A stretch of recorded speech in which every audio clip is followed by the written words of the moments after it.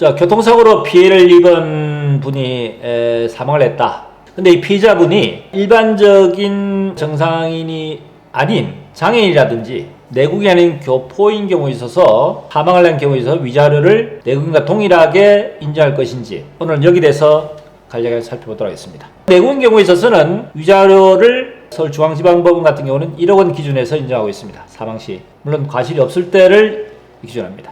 장애인 경우에는 어떨까요?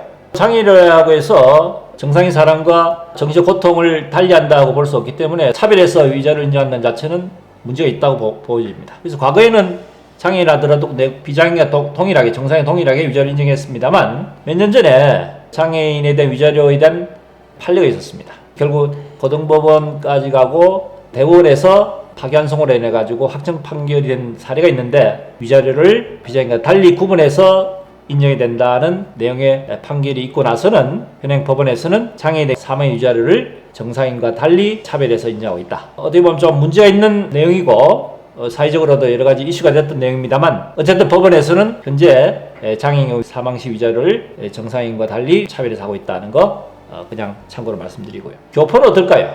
중국 교포 같은 경우에 위자료를 어떻게 인정하느냐? 불법 체류자냐 아니면은 적부한 체류자에 따라서 좀 차이가 있습니다. 불법 체류는 당연히 위자료를 본구 이자를 참작해서 내용에 달리 차별해서 인정하는데 적부한 체류자인 경우에 있어서도 조금 차이가 있습니다. 적부한 비자를 갖고 있다고 하더라도 일반 F 비자나 국내에서 계속 활동이 가능한 비자가 아닌 H2 비자 같은 경우에는 결국은 다시 본국으로 가야 되는데 이 경우에 있어서 법원에서 판단의 기준 자체가 명쾌한 기준은 아니지만은 통상적으로는 그 사망자의 가족들, 친척들이 국내에 어느 정도 활동을 하고 있고 뭐 귀화라든지 또는 국내에 결혼해서 결혼 비자로 국내에 계속 활동하고 있다든지 굳이 피해자가 본국에 갈 이유 없이 국내에 계속 활동할 개연성이 높은 그런 경우에 있어서는 내국에 동일하게 위자료를 그대로 인정을 하고 있다. 그렇지만은 굳이 국내에 체류할 가능성이 없고 다시 본국에